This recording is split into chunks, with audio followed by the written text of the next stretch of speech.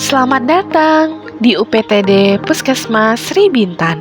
Selamat datang bagi seluruh masyarakat yang ingin mendapatkan pelayanan di puskesmas kami. Hari ini, saya Riana Yanita sebagai sanitarian UPTD Puskesmas Sri Bintan akan menjelaskan tentang penyakit berbasis lingkungan. Nah, apa sih penyakit berbasis lingkungan itu? Yuk disimak bersama, saya akan menjelaskan tentang penyakit berbasis lingkungan. Sebelumnya, saya akan memberitahukan dan mengingatkan kepada masyarakat bahwa UPTD Puskesmas Sri Bintan memiliki pelayanan klinik sanitasi yang bertempat di ruang konseling. Pelayanan klinik sanitasi menangani permasalahan, yaitu salah satunya permasalahan tentang penyakit berbasis lingkungan yang akan saya jelaskan setelah ini.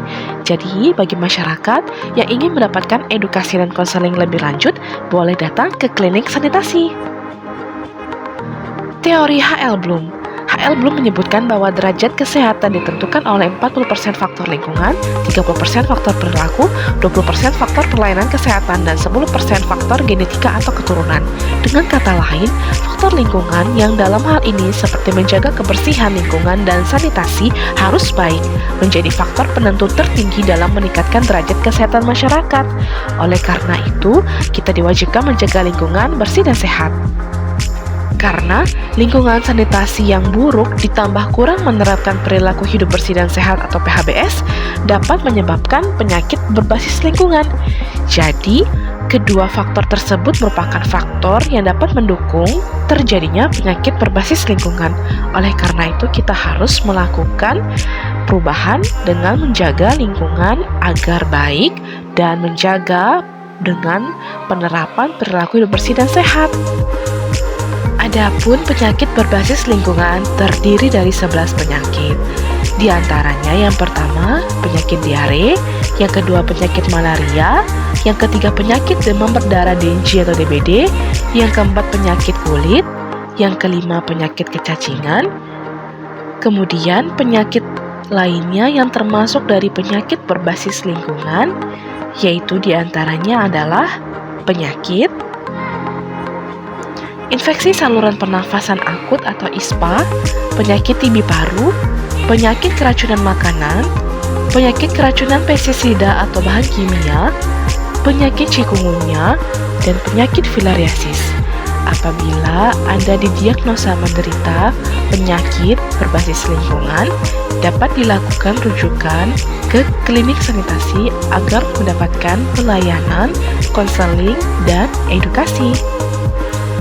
Adapun metode dari pelayanan klinik sanitasi yaitu mengutamakan pencegahan, preventif, dan promotif yang dapat menghasilkan perbaikan sanitasi lingkungan di tempat masyarakat itu tinggal dan perilaku masyarakat yang tinggal di dalam lingkungan itu sendiri, sehingga dapat menghindarkan masyarakat dari penyakit berbasis lingkungan karena telah menjaga sanitasi lingkungan dan perilaku mereka.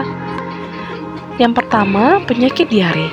Pencegahannya dianjurkan untuk selalu menjaga kebersihan diri dan makanan, misalnya dengan mencuci buah dan sayur sebelum dimakan, tidak mengkonsumsi makanan atau minum air yang belum dimasak sampai matang, dan rajin mencuci tangan yang terutama, sehingga dapat menghindarkan kita dari penyakit diare.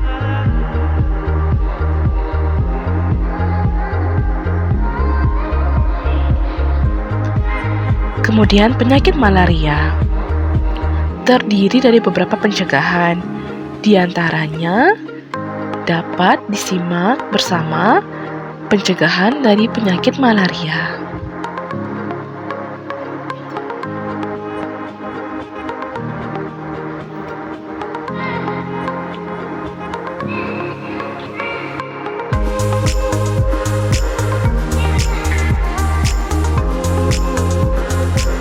Penyakit DBD terdiri dari beberapa pencegahan penyakit DBD. Yuk disimak bersama apa saja pencegahan yang dapat dilakukan agar terhindar dari penyakit demam berdarah DNG atau DBD.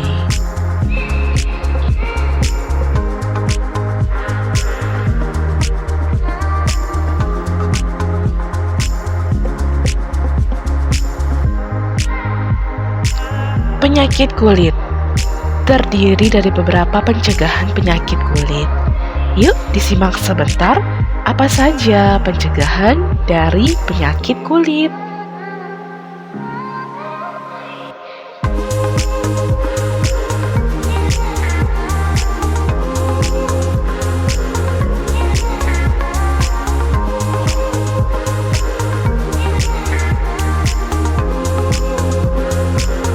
Penyakit kecacingan terdiri dari beberapa pencegahan dari penyakit kecacingan.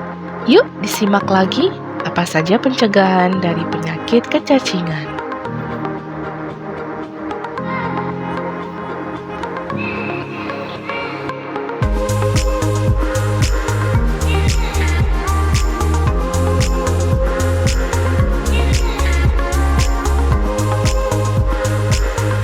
Penyakit ISPA terdiri dari beberapa pencegahan penyakit ISPA. Yuk disimak bersama apa saja pencegahan dari penyakit ISPA.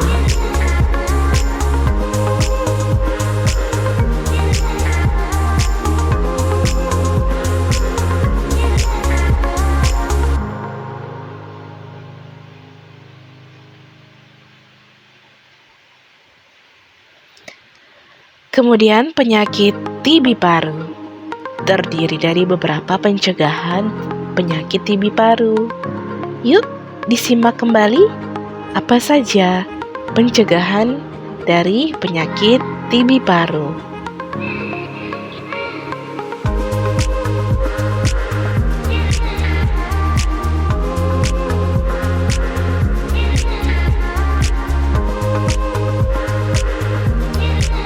Penyakit keracunan makanan terdiri dari beberapa pencegahan. Yang pertama, bersihkan bahan makanan berserta alat masak. Yang kedua, simpan makanan di dalam kulkas. Yang ketiga, pisahkan antara makanan matang dan mentah. Yang keempat, masak makanan sampai matang dan merata. Yang kelima, perhatikan tanggal kadaluarsa.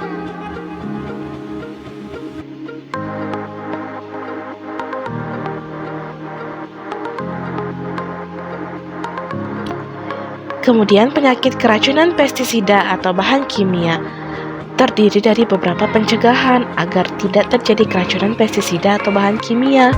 Yuk disimak bersama apa saja pencegahannya.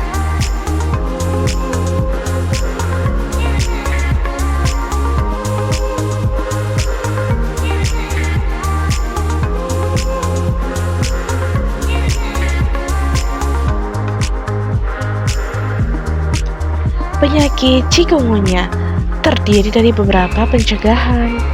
Yuk kita simak lagi apa saja pencegahan dari penyakit chikungunya.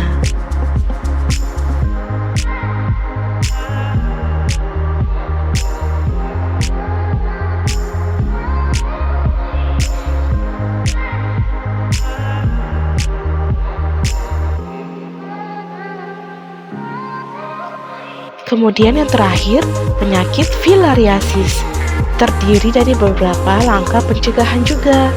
Yuk disimak bersama apa saja pencegahan yang dapat dilakukan agar terhindar dari penyakit berbasis lingkungan, yaitu penyakit filariasis.